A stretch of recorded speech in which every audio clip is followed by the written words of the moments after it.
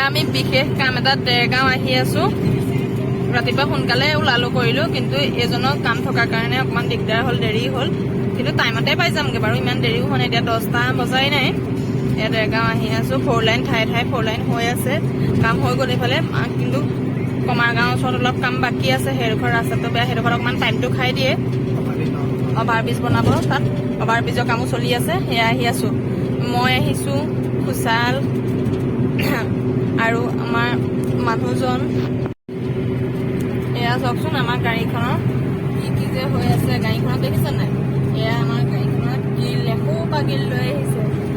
অকল আমাক মানে থবলৈ অহা নাই আৰু নিজৰ কামখিনিও সমস্তখিনি লৈ আহিছে। গাড়ীত জেগা নাই বুলি বেক চাইডে ধুলেশ্বৰ বহি আহিছে।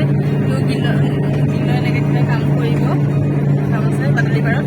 আমাক থৈ পেলাই খুচালক থব ঘৰত, খুচালক ঘৰত থৈ পেলাই মোক অফিচত নমায়, LIC অফিচত নমাই পেলাই তেওঁলোক গুচি আহিব বাদলিপাৰত আহি কাম কৰিবহি। এইবোৰ সেইকাৰণে একদম ইয়াত 1.5 কুইণ্টেল মান মাল আছে।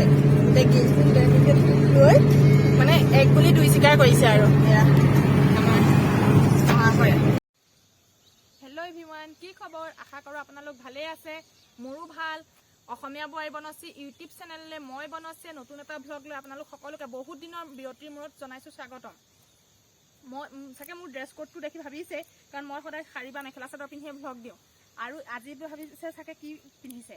মই আজি কাৰণ বোকাখাটত নাই, মই আহিছোঁ মাৰ ঘৰলৈ। যোৱাকালি মাৰ ঘৰলৈ আহিলোঁ দেৰগাঁও। মোৰ বিশেষ কিছুমান কাম আছে, কামৰ কাৰণে ঘৰলৈ আহোঁতে ওলাই আহিলোঁ আমাৰ গাঁৱত থকা বৰপুখুৰীটোৰ ফালে। মোৰ আগৰটো ভ্লগত আপোনালোকক দেখুৱাইছিলোঁৱে যে আমাৰ গাঁওখনৰ ঐতিহাসিক সম্পদ এটা হ'ল বৰপুখুৰী।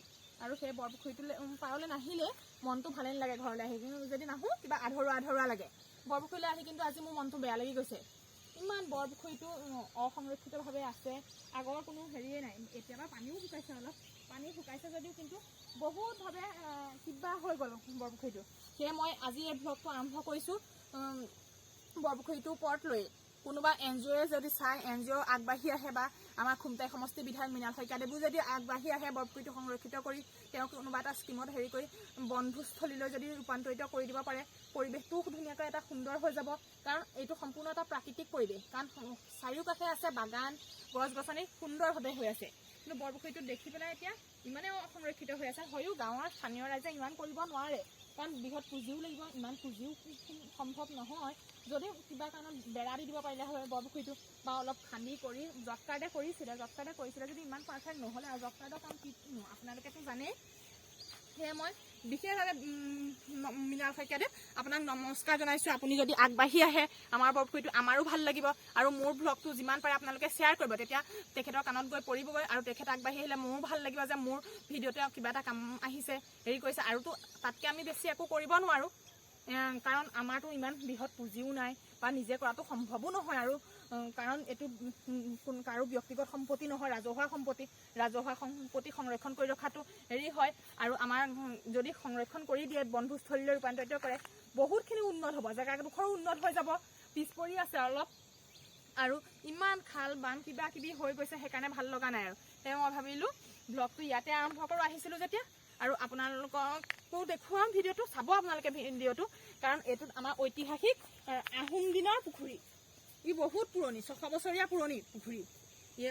ইয়াক সংৰক্ষণ কৰিলে আৰু আশা কৰোঁ অহা বছৰ জানুৱাৰীলৈ, এই বছৰটোতো নহয়েই, আৰু অহা বছৰ জানুৱাৰীলৈ যাতে ইয়াত এখন পিকনিক প্লেচ হয়।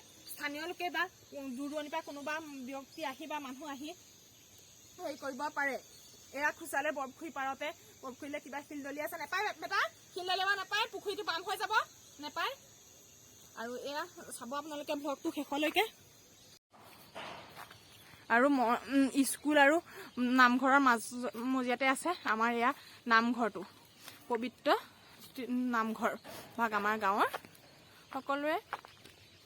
আৰু নামঘৰৰ সন্মুখত আছে এইখন এখন বাগান। আমাৰ ইয়াত এটা কথা আপোনালোকে চাগে মন কৰিছে, বাগান আৰু চাচিত বান্দৰৰ পৰা একো খেতি কৰিব নোৱাৰি। বাম খেতিও কৰিব নোৱাৰি, শালি খেতিও কৰিব নোৱাৰি, ধানৰ পৰিমাণটো কমি গ'ল। কিন্তু সকলোৱে বাৰীয়ে বাৰীয়ে বাগান আৰু চাচিৰ, কিন্তু চাচিৰ এই মানুহখিনি আৰ্থিকভাৱে বহুতখিনি সকাহ দিছে। আৰু এইবোৰ বাগান দেখিছে, এতিয়া বাগানৰ পাত কমি গৈছে আৰু এতিয়া কলম কৰিব হ'ব। কিন্তু তথাপিতো চাওকচোন কি ধুনীয়া। পানী থকা হ'লে, পানী বৰষুণ পোৱা হ'লে আৰু অলপ দিন ছিঙিব পাৰিলেহেঁতেন। কিন্তু এতিয়া বৰষুণৰ অভাৱত এবাৰ বহুত বিস্তৰ ক্ষতি হৈছে। আৰু সেয়া নামঘৰটো আমাৰ মিস্ত্ৰীয়ে কাম লাগি আছে। কৰি আছে, ওপৰফালে অকণমান ওখ কৰি আছে। আৰু এয়া আমাৰ খুচালে মোমায়েকৰ ঘৰলৈ আহি যদি বৰপুখুৰীলৈ নাহে কি হ'ব আৰু, বৰপুখুৰী পাৰলৈ আহিবলৈ এপাক মন কৰে, সেইকাৰণে তাক লৈ আহোঁ। খুচাল ভাল লাগিছে। আৰু আমিও বৰপুখুৰীলৈ আহি যদি বৰপুখুৰী পাৰলৈ আহি মাৰ ঘৰলৈ আহি যদি বৰপুখুৰীটো পাৰলৈ নাহোঁ কেনেকুৱা হ'ব আৰু, সেইকাৰণে আহোঁ। সেই জেগাতে আপোনালোকক কৈ থওঁ। আৰু এইটো হ'ল আমাৰ নৱনিৰ্মিত শিৱ মন্দিৰটো, এতিয়া বন্ধ হৈ আছে, এতিয়া সোমাবও নোৱাৰি। সন্ধিয়া চাকি জ্বলাব, ৰাতিপুৱা গধূলি সদায় চাকি জ্বলোৱা হয়। আৰু শিৱৰাত্ৰি এইবাৰহে আৰম্ভ কৰিছে, এইটো মহাশিৱৰাত্ৰি উদযাপন কৰে প্ৰত্যেক বছৰে, মানে কৰি যাব আৰু। এইবাৰৰ পৰা আৰম্ভ হৈছে, যোৱাবাৰৰ পৰা আৰম্ভ হৈছে। ইয়াত সকলোৱে ভাল হৈছে ধুনীয়াকৈ। এইবোৰ চাওকচোন, মন্দিৰৰ ভিতৰত কিছুমান টাব ৰাখিছে। টাববোৰ কি টাব নহয়, মাটিৰ টেকেলিবোৰ কাটি কাটি এডোখৰত কাটি মূৰডোখৰ পেলাই ৰছী দি বান্ধি চুন্দি দি দিছে, এটা ডেকৰেশ্যন হৈ গৈছে। চাওকচোন কি সুন্দৰ। এতিয়া ইয়াত অৰ্কিড লগাই থৈছে, কিছুমান ছিজন ফ্লাৱাৰ লগাই থৈছে, ভাল লাগিছে পৰিৱেশটো।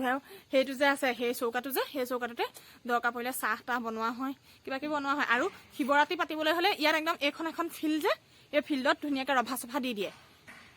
কিন্তু এতিয়া ইনে সাধাৰণ 2-এজনৰ কাৰণে শৰাই সঁফুৰা দিলে আৰু সেই চৌকাটোতে চাহ তাহ বনোৱা হয়। আৰু শিৱ মন্দিৰটোৰ পৰা এনেকৈ পুখুৰীটোলৈ যাবৰ কাৰণে এখন দলং নতুনকৈ বনাই দিছে। আমাৰ নামঘৰত যেতিয়া খনিকৰ পুথি পাতিছিলে তেতিয়া দলংখন বনাই দিছে। আৰু এই দলংখনে দিয়ে এনেকৈ গৈ পেলাই পানীৰ ব্যৱস্থাও কৰিব পাৰি, ঢেৰ কিবা কিবি কৰিব পাৰি। আৰু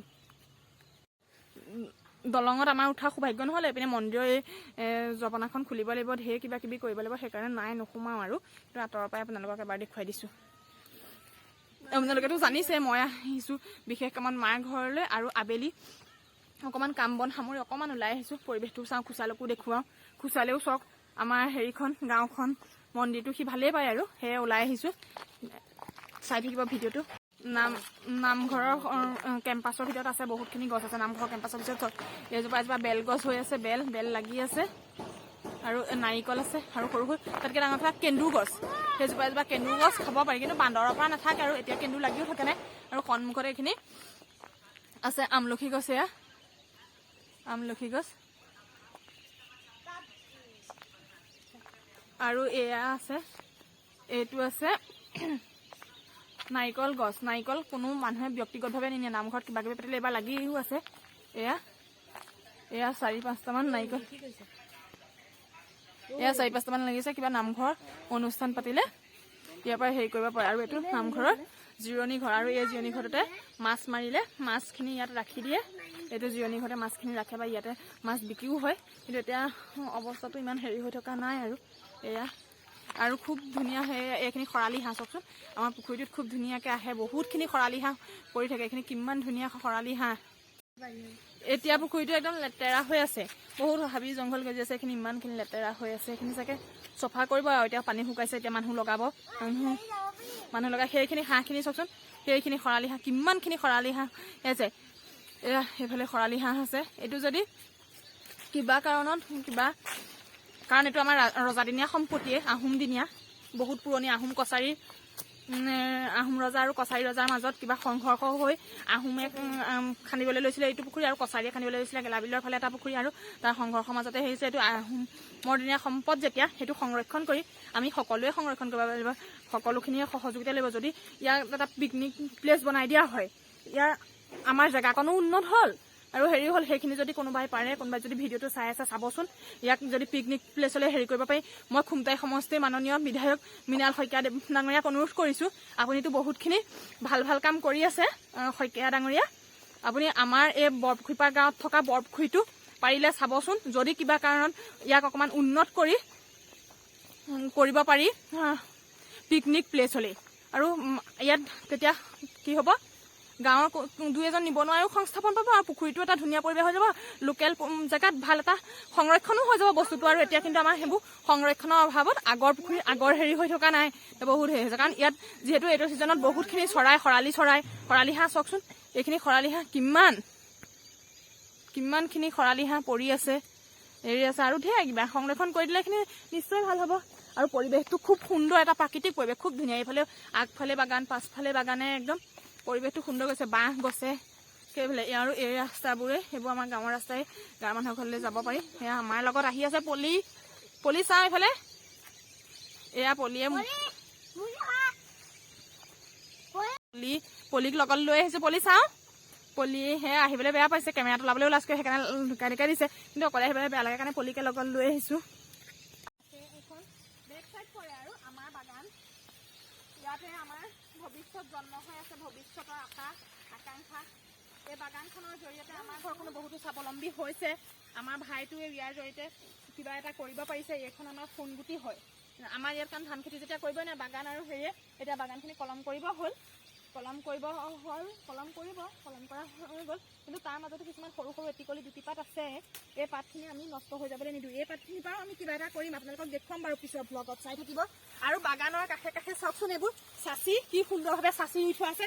এতিয়া এটা ধুনীয়া স্কপ। বাগানত যেতিয়া সাৰ পানী যোগাই থকাই হয়, চাচিত এক্সট্ৰাকে সাৰ পানী দিব নালাগে। 10-15 বছৰ হ'লে চাচিত মাল ধৰে। আমাৰ এইফালে চাচিত মাল খুব ধুনীয়া ধৰে, কিন্তু আমাৰ বোকাখাটৰ চাইডে দুৰ্ভাগ্যজনক যে চাচিত মাল নধৰে। আমাৰ সেইফালে খুব চেগুন কৰা হয়।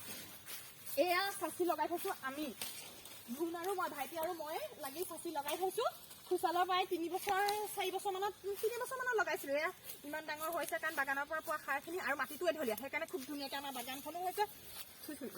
মোক নেলাগিবি দেই। আৰু চাচিখিনিও হৈছে। চাচিখিনিত খুচালৰ চাগে মেট্ৰিক হায়াৰ ছেকেণ্ডেৰী পাছ কৰালে আৰু অকণমান কিবা এটা এইখিনি সকাহ দিব আৰু।